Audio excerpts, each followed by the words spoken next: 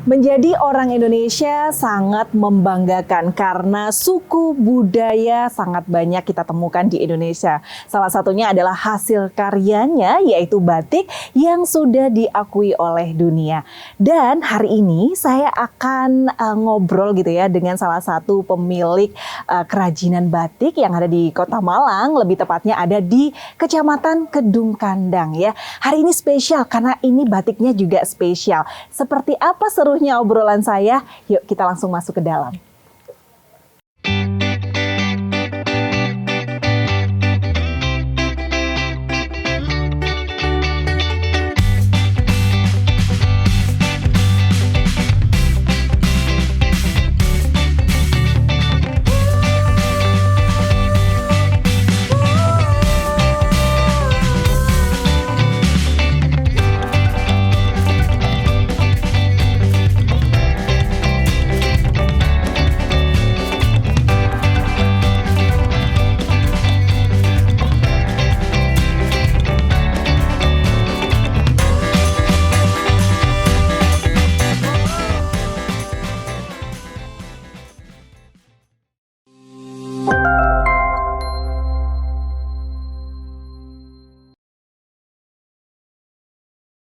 Nah, Sobat Mako, saat ini saya sudah berada di kediaman ya, owner dari Batik Organik. Sudah ada Ibu Rahmi di samping saya. Selamat pagi, Bu Rahmi. Selamat pagi. Apa kabar? Alhamdulillah baik. Terima kasih banyak sebelumnya sudah diberikan waktu untuk kami datang ke sini ya, Bu. Untuk main-main langsung, untuk melihat ke lokasinya langsung. Bu, ini sesuai janji Citra ya, Sobat Mako. Kalau tadi Citra bilang, hari ini spesial banget batiknya. Kalau kita tahu yang namanya batik itu kan pasti batik cap gitu ya Bu ya, kemudian batik tulis seperti itu teknik atau metodenya, tapi ini sedikit lain, berbeda ya, namanya adalah batik organik. Kenapa sih Bu kok disebutnya adalah batik organik gitu? Terima kasih Mbak Citra atas kunjungannya. Batik organik adalah batik yang menggunakan pewarnaan dengan warna dari lingkungan sekitar dengan kayu mahoni, kulit kayu mahoni yang prosesnya hanya direbus kemudian menjadi susut airnya. Nah, itu yang dipakai untuk mewarnai batik kami. Batik kami adalah menggunakan batik yang pure tulis, Mbak. Insya Allah tulis, dan ini insya Allah juga ramah lingkungan. Karena biasanya kami yang setelah selesai tidak ada warna yang keluar dalam kulit kayu itu, biasanya kami jemur, kemudian kami pakai untuk kompos di daerah kami. Jadi kami proses lagi, insya Allah yang ramah lingkungan. Seperti itu. Jadi ini memang bahan-bahannya itu dari alam gitu ya, insya Bu Allah, ya. Ini kan biasanya kan kalau tadi kan dari kayu mahoni seperti itu. Mungkin selain itu ada bahan alam lainnya nggak selain pepohonan misalnya untuk pewarnaannya? Ada kulit kayu, ini Mbak dari daun mangga bisa, terus daun indigo atau daun strobilantes, daun yang difermentasi sehingga bisa mengeluarkan warna biru. Begitu, baik. Jadi pelepah pisang bisa, atau ini juga sabut kelapa, Mbak. Itu sabut jadi warna coklat. Insya Allah bisa. Jadi memang dari alam, kemudian ya tanah pun sebetulnya bisa, Mbak, lumpur juga. Cuman memang harus ada lebih telaten, karena kan tidak seperti kita menggunakan cat warna seperti gitu, Mbak. Jadi dicelup langsung bisa membuat warna seperti itu, bukan. Jadi kami harus berproses dulu, baru kemudian hasilnya bagus, baru kami pakai untuk mewarnai batik kami. Apakah bisa tahan lama, Bu? Insya Allah bisa, karena kami kemarin sempat belajar ke Hermes untuk menguat warna yang ada dalam kain. Belajar kemana, Bu? Ke Hermes. Wow, sampai harus ke luar negeri loh ini ya belajarnya ya. Diberi kesempatan ya, Alhamdulillah. Jadi ada luar biasa. Untuk prosesnya tahap-tahapannya, terus untuk ngetes supaya awet dalam kain. Bu, ini kan warnanya alami ya. Kalau tadi disebutkan bahwasannya selain memang digunakan untuk warnanya, kemudian bisa digunakan kompos juga untuk selesainya gitu ya, sampahnya lah ibaratnya seperti itu. Apakah ini juga untuk variasi warna yang saya tanyakan ya, untuk variasi warnanya? Apakah ini hanya tidak bisa banyak variasinya gitu ya, atau seperti apa? Karena kan kalau kita lihat kan kalau alam ya terbatas seperti itu, betul. Memang untuk saat ini kami hanya menggunakan warna yang dihasilkan tidak seperti warna kimia ya, Mbak, karena warnanya ngejreng. Warna kami karena dari base-nya itu air. Jadi dari hanya untuk coklat tua itu kami kombinasi dengan fiksasi aja Mbak. Jadi fiksasi yang kami gunakan itu tawas, kapur dan tunjung. Seperti itu. Jadi itu tergantung warna yang diinginkan. Kan memang prosesnya batik itu dari mulai mencanting, kemudian mewarnai itu kalau dia bisa dipakai untuk 4-5 warna, hanya butuh waktu mungkin sekitar 1 bulan. Karena 1 kali celup sampai berapa kali itu 1 kali warna yang dihasilkan, itu bisa sampai 5-10 kali celup. Kemudian dibiarkan dulu difiksasi, kemudian ditutup namanya dibironi, Mbak. Kemudian baru dicelup lagi, diberi warna apa yang sesuai diinginkan. Begitu seterusnya sampai selesai, baru fiksasi akhir. Kemudian baru dilorot sebagai proses akhir dari batik. Warna kemudian coklat itu Mbak yang. Ini kan kalau bisa dibilang tadi ya, Bu Rahmi menjelaskan prosesnya kan agak sedikit ribet ya kalau menurut saya dibandingkan dengan kalau misalnya kita hanya menggunakan cat-cat warna-warna kimia misalnya, itu kan lebih kayak mudah ya. Kalau ini kan prosesnya agak panjang gitu. Berarti betul. untuk membuat satu produk gitu bisa membutuhkan waktu berapa lama? Tergantung produknya Mbak. Kalau misalnya scrap seperti yang jenengan ini, mungkin seminggu bisa. Oh ini seminggu ya. Seminggu. Ini Sobat Mangku yang penasaran seperti apa sih batik organik bisa dilihat ya. Ini juga ya Bu, ini di belakang Citra ini adalah motif Malangan. Topeng. Topeng yang kami desain sendiri. Betul. Ada Bu, ini kan yang warna kuningnya juga mencolok kalau menurut Citra. Ini sebetulnya bukan warna kuning Mbak. Ini dari malamnya nih. Malamnya Mbak, tembakannya ini Mbak. Jadi ini malamnya Mbak. Jadi kan ini dicanting, kemudian ini ditutup. Nanti kalau misalnya kita kasih kari warna, nanti base akhirnya akan merah putih karena ditutup. Jadi ini prosesnya memang masih belum gitu ya? Belum. Baik. Ini bisa dilihat ya Sobat Mako ya, di belakang Citra ini adalah produk hasil dari batik organik. Yagazu. Nah, ini kalau saya lihat di atas by Yagazu. Kenapa namanya Yagazu, Bu? Yagazu itulah yayasan kami, yaitu Yayasan Gajah Sumatera yang concern di bidang lingkungan. Kebetulan kami alhamdulillah sudah 20 tahun. Kami salah satunya kegiatan kami adalah pemberdayaan wanita. Di antaranya dengan menanam bakau. Kami bergerak di bidang pesisir, Mbak Citra. Nah, biasanya kan kalau habis mereka latihan atau mengolah makanan mangrove yang bisa diolah menjadi makanan, kemudian kan kayu yang di mangrove itu bisa juga untuk mewarnai batik. Jadi bahan buahnya bisa diolah menjadi makanan. Nah, sedang kayunya atau daun-daunnya yang kering itu bisa dipakai untuk mewarnai batik. Nah, memang coklat sementara ini, tapi bisa dikombinasi Mbak dengan itu tadi tunjung, tawas, kapur. Nah, itu bisa warna muda, bisa warna tua. Kalau misalnya gini warna hijau, warna hijau itu kami kombinasi dari warna strobilantes biru dengan warna jelawe, warna kuning. Jadi seperti warna hijau. Secang juga gitu. Hijau-hijau daun itu berarti ya Bu ya? Ini seperti ini juga yang di tengah ini. Jadi semua ini itu adalah bahan-bahannya gitu ya, warnanya itu yang digunakan adalah organik ya Sobat Mako ya. Tadi sudah dijelaskan. Mungkin ini ya Bu hasil ini boleh. Ini jelawe Mbak untuk warna kuning. Ini biasanya bijinya untuk jamu. Jadi ini bisa digunakan untuk warna kuning, jelawe ya Sobat Mako ya. Terus ada tegeran. Ini kayu warna kuning juga. Kayu semua. Kalau ini kulitnya, ini kayunya.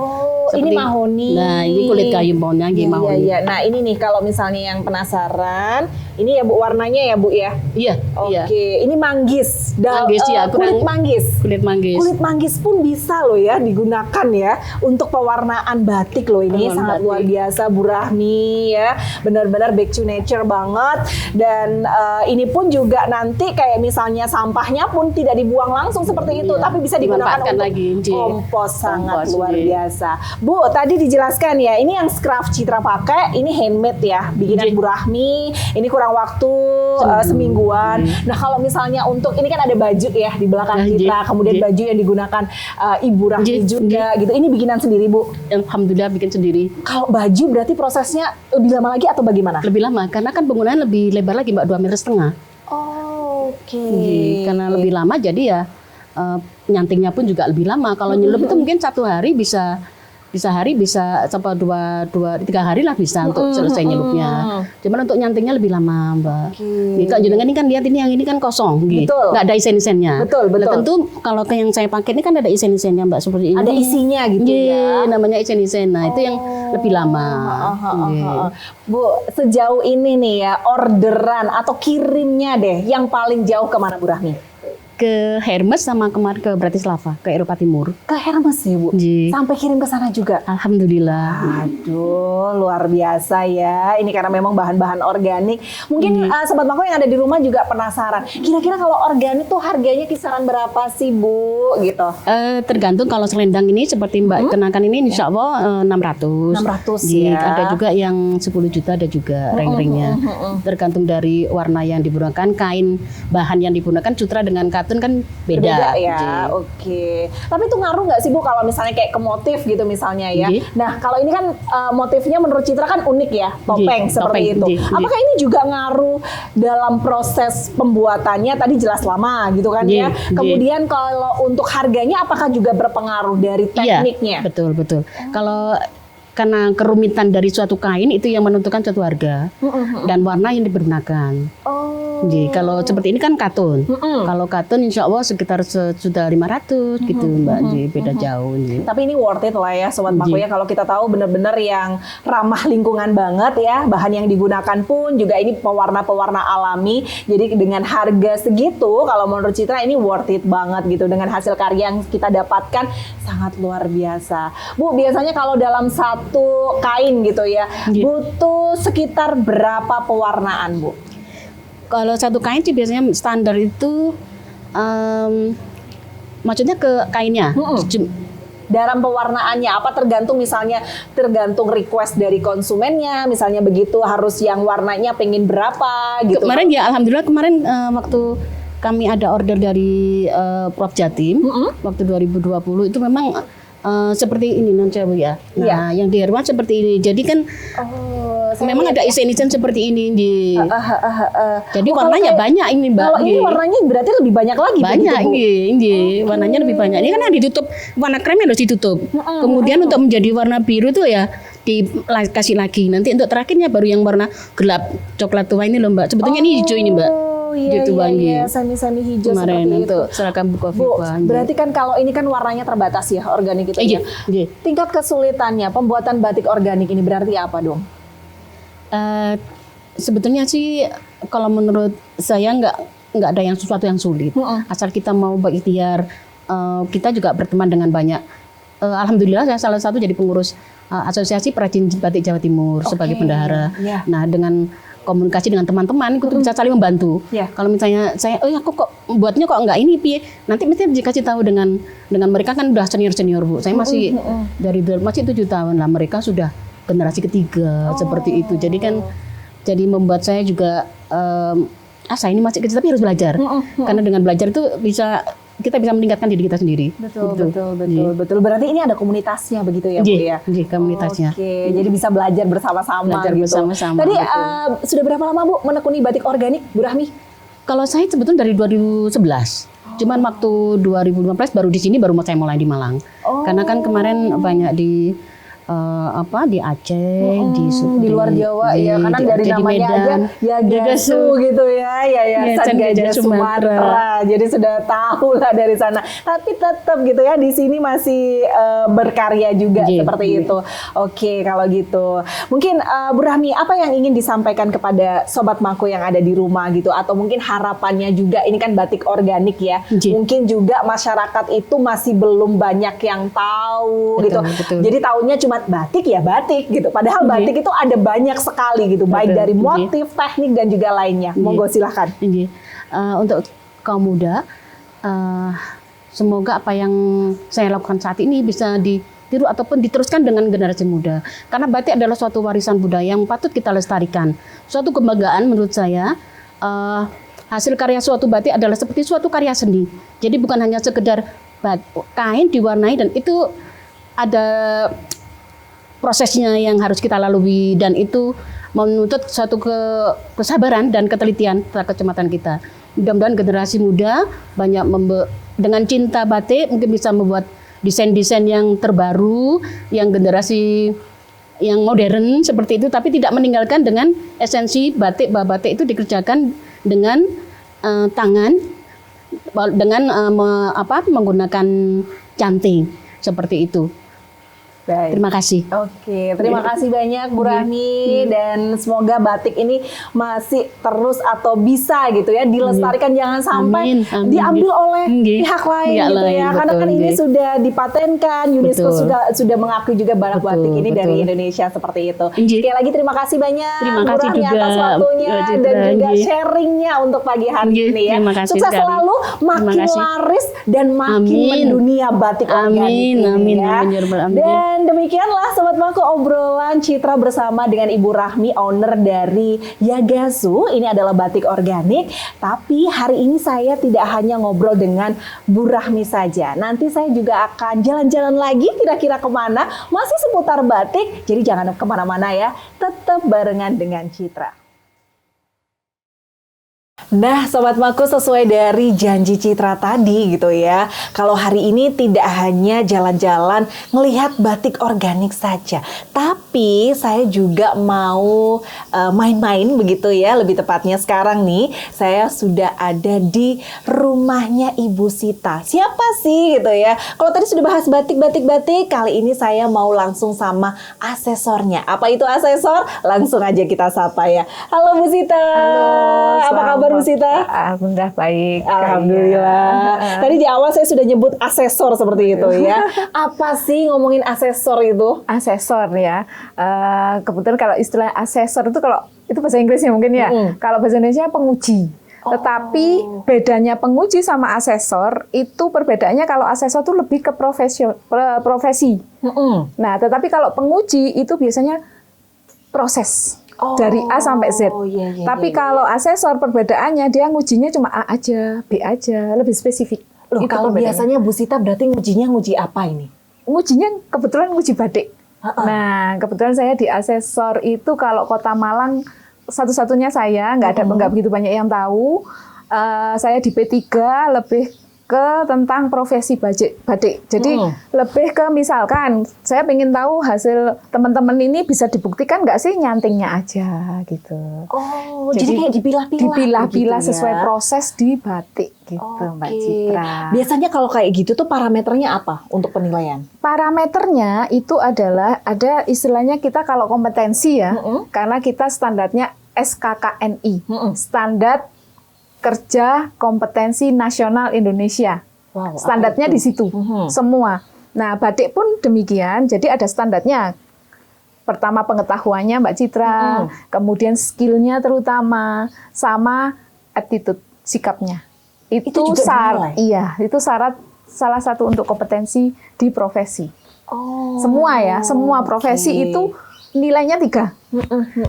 Jadi pengetahuannya, keterampilannya, sama sikapnya. Nah, biasanya nih ya, kalau yang diuji itu siapa sih? Atau mereka yang mungkin lagi lomba batik, misal, atau mereka yang memang pengrajin batik gitu ya?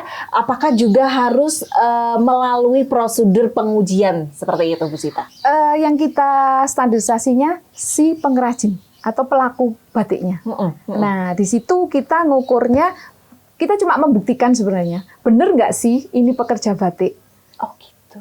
Karena selama ini, saya banyak sekali ikut-ikutan aja atau hanya sekedar sebagai, oh ini loh aku pembatik, tapi sertifikasi itu fungsinya untuk membuktikan. Jadi bener nggak? Nah, kita ngujinya itu berdasarkan itu tadi skema ya, skema. Misalkan ada skema nyanting, nah kita pengen buktikan nyantingnya udah bener nggak sih? Gitu. Biasanya memang apakah ada standarnya? Tadi kalau disebutkan kan memang ada standarnya ya, seperti itu. Seperti apa gitu? Kalau contoh mencanting, ini kebetulan memang ada canting di sini ya. Saya jadi penasaran nih Sobat Mako ya. Seperti apa sih nyanting itu? Apakah semua mencanting itu benar gitu ya? Atau mungkin gitu ada teknik yang benar tuh seperti ini mencanting, misalnya begitu. Ya, jadi kalau secara standar itu misalkan ini canting ya. Iya. Pegangnya aja sudah beda, istilahnya kalau secara memang kita profesional. Iya. Harus gini biasanya ya. Biasanya kalau kita standarnya ada pekalongan tuh pegangnya kayak gini. Jadi di tengah, masuk di tengah di jari ini. Saya mau coba dulu deh. Iya. Satu ya. Masuk. Ini saya betul atau salah? Iya, gitu. betul. Hampir sebenarnya kayak kita pegang pensil, Pensil, ya. pena ya, seperti pena. itu. Oke. Terus kemudian ada jari kelingking itu sebagai penahan ini. Nah, sebagai penahan. Coba saya boleh sama yang ini ya, Bu Sita ya. Boleh, silakan, Jadi saya silakan. sekalian belajar Iya. gitu ya, Sobat Bangku. Siapa tahu di rumah lagi banyak waktu, bisa lah diisi dengan mencanting gitu ya. Boleh, boleh. Oke, jadi ini adalah untuk penahannya. Misalnya Iya, begini ya. jari kelingking. Ya, ini begini. Penahan, Oke, iya. terus. Nah, baru kita goreskan. Nah, kalau yang benar biar istilahnya mengurangi tetesan malam, Ya. itu standarnya 45 derajat. Ada ukurannya ternyata ya Sobat Maku, 45 derajat. Kenapa harus 45 derajat? Kalau 90 ini kan mirip kayak apa ini kran ya? Iya. Kran PDAM ya. Oh, Dia akan dengan sendirinya tetesannya lebih banyak. banyak. Ini mengurangi minimal. Dia akan menetes di kayunya. Kayunya. Karena apa? Dari ini namanya corok ya, itu ada selah. Ya, oke. Nah, ini yang membuat kadang keluar. Karena kita ngambil itu kan mesti ada sisa Betul, malam cairan. betul. Nah, ini yang bikin banyak keluar. Oh. Netes. Jadi salah satunya mengurangi dengan 45 derajat begini. Nah, itu ya tekniknya ya. Jadi memang ada caranya. Bukan hanya sekedar mencanting ya, tapi ternyata ada tekniknya. Salah satunya adalah ukurannya 45 derajat seperti itu tadi. Terus apa lagi nih Bu Sita? Nah, suhu malam itu Iya. juga berpengaruh.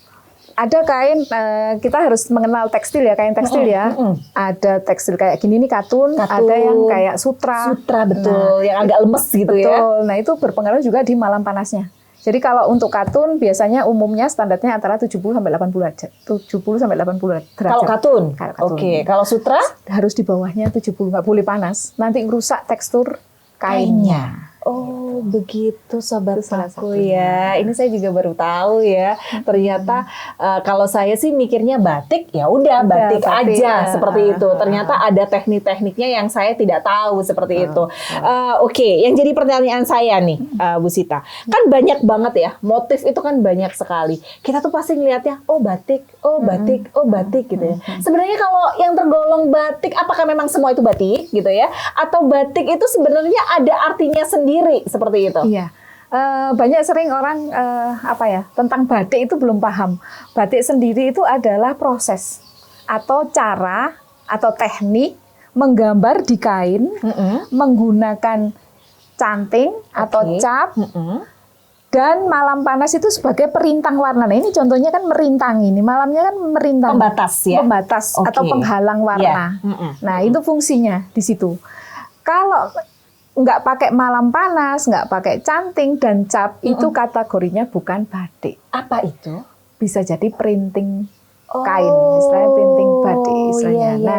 Iya. Terus kemudian kalau yang diakui UNESCO juga istilahnya batik itu cuma ada 3, batik tulis, yang cap, ini cap. Oke. Nah, serta kombinasi dua-duanya. Tulis dan cap. Ya. Berarti printing tidak termasuk. Tidak termasuk batik. Padahal apapun gitu ya, kalau kita lihat entah itu printing, cap ataupun canting gitu, tulis seperti itu, kita pasti sebutnya batik loh Bu Sita. Betul nggak sih? Ya, itu yang Oke, belum. ini yang salah kaprah Nah, ternyata ya. itu. Padahal yang dikategorikan batik itu adalah yang menggunakan proses canting ataupun cap. Hanya dua itu atau kombinasi seperti itu ya. Dan malam panas. Oke. Karena sekali ada lagi malam dingin loh. Loh, ada juga? Ada malam dingin. Malam Jadi dingin berarti digunakan untuk apa Bu Sita? tekniknya pakai sablon. Oh. Jadi nanti keluarnya kayak gini, tapi dengan teknik sablon tapi nggak pakai ini. Oh, itu namanya malam dingin. Malam dingin. Aduh, semakin banyak ya Gitu informasi ya. yang Citra dapetin. Ini pasti Sobat Maku yang ada di rumah juga semakin penasaran. Apalagi sih sebenarnya gitu ya tentang batik ini. Berarti luas banget ya, Bu. Iya. Tapi sekali lagi itu tadi ya harus bisa membedakan. Nah, membedakannya di mana Mbak Citra? Itu di balik kainnya. Di balik kainnya. Kenapa di balik kainnya? Kalau proses printing biasanya itu putih. Oh, Ya, kalau maaf ya kalau kita kita beli meteran itu istilahnya ada yang istilahnya batik meteran itu ya. Iya, betul. Nah, itu belakangnya putih. Tetapi kalau batik yang benar itu karena apa? Prosesnya harus bolak-balik harus sama. Kayak gini nih harus sama. Oh. Sama.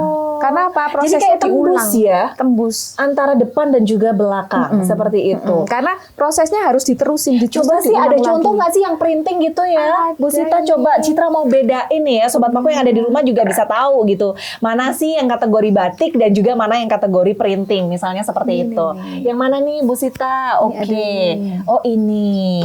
Nah, ini coba. Ini pasti kalau orang lihat ya pasti sebutnya batik, Batik. gitu kan. Karena kalau dilihat dari motif gitu ya, ini pasti batik. Padahal ini adalah Printing. printing. Ya. Dan ini printingnya, nah ini bersama kan? Iya. Nah, karena apa tekniknya? Bukan pakai malam dingin, tetapi pakai teknik langsung sablon tanpa malam, langsung warna. Oh. Jadi, nah ini. Oke. Sekilas hampir sama hampir kan? mirip sih, ya betul. Tapi tetap ada putihnya. Tetap ada putihnya ya. Mungkin kita bandingin sama yang ini tadi. Iya. Lalu di belakangnya itu Mbak, Yang mana? Yang biru, Yang biru ini. Nah, Ini juga printing. Itu printing. Oh. Itu kelihatan banget ini. Nah, ini Nah, yang ini. lebih kelihatan ya Sobat Mako kita. Nah. Oh bener. Ternyata kalau yang printing tuh, nih, ini kita ngomongin depannya dulu deh ya. Kalau depannya itu adalah seperti ini.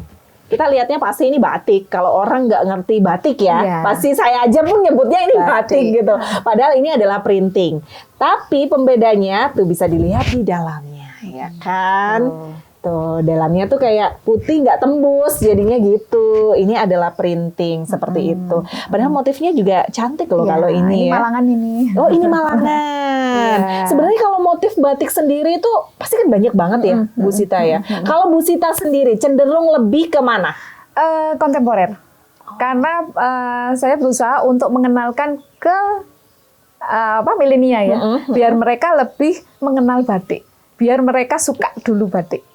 Suka dulu. Iya. Kalau sudah suka, pasti akan pengen tahu kan. Nah itu yang saya utamakan di situ sih. Oke. Sebenarnya kalau kita lihat batik tuh ada kontemporer, terus Kemudian memang klasik ya. Klasik itu sih. Oke. Ada dua. Kalau klasik kan kita bicaranya kayak parang, kawung, sidomukti, Betul, nah, semacam betul. itu. Dan orang kadang mikirnya batik itu orang tua, misalnya kan gitu ya. iya. Padahal sebenarnya motif batik itu banyak banget, tidak hanya motif-motif orang tua seperti itu ya. Mbak Sita, menerjuni dunia batik ya, sudah mulai kapan? Tahun 2018 kebetulan saya ikut di Dinas Koperasi mengadakan kegiatan gitu ya. Saya ikut, terus kemudian 120 orang, saya terkurasi 30, kemudian diikutkan di Balai Diklat Jogja. 30 ini tersaring sampai 15 orang. Nah sesudahnya karena mungkin merger dengan Disperindak ya, Dinas Koperasi, akhirnya saya nyoba ikut uji kompetensi waktu itu di Surabaya. Dan mewakili Malang lolos ya 3 orang sih sebenarnya, salah satunya saya untuk Kota Malang. Dan di situ saya ditawari baru asesor Mbak Citra. Gitu. Jadi prosesnya ya memang panjang begitu ya. Dan saya berpikir pada saat itu semakin jadi asesor, wah saya harus bawa canting nih gitu ya. Ternyata enggak. Untuk jadi asesor malah justru kita harus lebih ke detail, ke metodologinya. Jadi mungkin lebih ke teori ya, tetapi kita tetap ada uji tentang skillnya juga ada. Harus ada. Memang dari dulu suka batik atau memang tidak jadi asesor tapi tetap misalnya bergelut di bidang batik misalnya ya? Malah justru saya dulu hobinya melukis sih. Dari lukis ya? Iya, Wah, itu luar suka biasa. coret-coret gambar ya. Terus akhirnya saya mencoba apa sih itu batik? Dulu nggak suka Mbak, karena itu tadi, waduh menuakan. Iya, betul, gitu betul, kan. betul. Terus harusnya pakai cuma pejarit. Nah, akhirnya saya nyoba gimana sih batik? Oh ternyata kayak gini ya. Terus loh, kok jadi asesor kok malah suruh bawa laptop malah. Harus tahu ini. Nah itu akhirnya mengarahnya di metodologi. Oke. Itu sih. Bu Sita, kita balik lagi masalah motif nih ya, yang Iya. pengen saya tanya. Penasaran banget di sampingnya Bu Sita. Itu ini. kan juga depan dan juga belakang berbeda Beda ya. Mungkin motifnya sama, tapi kalau dari sisi warna itu kan berbeda. Iya. Kalau hal-hal seperti itu apakah juga sulit untuk pembuatannya? Sebenarnya juga sulit karena kita bermain teknik warna ya. Teknik warna. Jadi batik itu kalau digali luar biasa. Mulai dari nyanting ini aja sudah banyak Tekniknya proses. udah banyak Nah, ya, ini. betul. Untuk pewarnaannya pun demikian. Nah ini kebetulan saya belajarnya dari Pekalongan ya. Itu tekniknya bolak-balik. Jadi antara muka dan belakang itu berbeda. Nah di sini ada proses di mana pewarnanya nanti ada yang istilahnya ditutup jadi serat warna ini tidak bisa masuk nembus. Oh, Itu ada tekniknya. ada tekniknya. Iya. Dan itu perlu waktu Berarti banyak Mbak otomatis ini Citra. lebih susah ya. Iya. Kalau misalnya nih durasi pembuatan gitu ya. Kalau yang biasa butuh berapa lama? Kalau yang bolak-balik seperti ini berapa lama perbandingannya? Kalau yang biasa selama itu cuma teknik celup aja 1 hari selesai. Satu warna. Tapi kalau istilahnya teknik yang colet-colet bisa jadi 3 hari istilahnya gitu, karena kan kita nunggu panas Sinar matahari. matahari. Nah, tetapi kalau kayak gini ada proses sampai mungkin semingguan lah ya. Keren sih. Karena bagus takutnya ini. ada kadang kita juga salah ya, dalam arti kan kita handmade ya, bisa masih tembus atau apa gitu. Oh iya. Jadi ini memang tingkatnya udah susah ya, udah sulit. Kalau yang bolak-balik ini harus warnanya pun jangan sampai nembus seperti itu. Kalau Mbak Sita Bu Sita sendiri, ada nggak motif lain nih yang beda misalnya? Nah ini yang lagi sekarang saya sering kerjasama dengan Fakultas Kedokteran UB. Oke, ini apa namanya ini? batik histologi nih. Batik histologi, Histologi. Histologi apalagi ini? Itu ilmu tentang macam-macam organ yang dalam tubuh Anatomi manusia. tubuh ya? Anatomi tubuh, betul. Oh, seperti ini ya. Iya. Nah, ini motif apa ya Mbak Citra? Ayo, ini jantung bukan sih? Ini jantung, Betul paru-paru kan? ya. Iya, paru-paru itu kan. Ini sel saraf. Oh. Ini apa sih, amuba ya kalau nggak salah ya. Aduh. Nah, itu pokoknya. Terus ini sel. Ini kayak ginjal nggak sih? Iya, kan? ginjal. Ya. Wih, luar Sel biasa ya. saraf, Anatomi tubuh pun saraf. bisa dibuat motif batik seperti itu. Berarti betul. kalau kayak gini tuh, ini juga termasuk teknik yang susah nggak sih? Enggak, kalau ini kan sekedar kita gambar apa yang ada di anatomi, kita stilasi, kita rubah sedikit. Nah, ini pakem klasik. Oh, Kita masukkan di unsur pakem klasik. Yang mana? yang mana betul? Nah, ini namanya motif tambal sulam kalau Jawa klasiknya. Nah, akhirnya kita, kayaknya cocok nih dimasukkan ke tambal sulam. Jadi kayaknya ada tambal-tambalan. Oh iya. Ya, tambal-tambalan yang betul. digandeng-gandeng. Digandeng-gandeng Nah, ya. itu. Ini juga batik tulis berarti. Batik tulis ini tuh sama. Oh iya. Sama. Aduh, nggak kebayang ya kalau kayak gini berapa lama bikinnya? Bu Sita? Ini kemarin bisa sampai 2 minggu, 3 Bisa mingguan. 2 minggu ya, karena ini tambal sulam tambal itu sulam. tadi, kemudian motifnya Motifnya juga kalau banyak. dilihat kan banyak ya, Ya. banyak sekali motifnya, otomatis juga waktu pengerjaannya pun juga membutuhkan waktu yang cukup lama. Wow, luar biasa ya. Ngobrol sebentar aja Citra sudah banyak banget informasi dari Bu Sita gitu ya, mengenai motif, teknik canting, pewarnaan, dan juga lain sebagainya. Tapi memang sayangnya waktunya kita harus akhiri, Bu Sita. Terima kasih banyak terima untuk kasih informasinya. juga, Mbak Mungkin Citra, yang terakhir apa yang ingin kesempatannya. disampaikan kepada Sobat Mako yang ada di rumah? Iya, kalau secara pribadi kita ada beban ya sebagai asesor ataupun sebagai pembatik, itu berharap mengenalkan dulu, biar seneng semua generasi Indonesia ya, terutama anak-anak muda itu biar senang dulu sama batik. Nah, dari batik akhirnya mereka akan mencintai, akan mengetahui prosesnya, dan berharap bisa melestarikan wastra Nusantara Indonesia. Terutama batik. Sekali. Terima kasih Sama-sama. banyak. Memang yang paling penting harus cinta dulu ya. Kalau bukan kita yang meneruskan atau melestarikan batik ini, siapa lagi seperti itu. Terima kasih banyak Bu Sita. Sama-sama. Sehat selalu. Amin, Bisa amin. membagikan ilmu kepada Siap-siap. seluruh milenial yang ada di Indonesia ya. Amin. Terima Dan kasih. demikianlah Sobat Mako obrolan Citra bersama dengan Ibu Sita. Semoga bermanfaat ya. Dan tentunya nantikan saya kembali di episode-episode selanjutnya dengan narasumber dan juga tema yang berbeda. Saya Vivi Citra pamit undur diri. Sampai jumpa.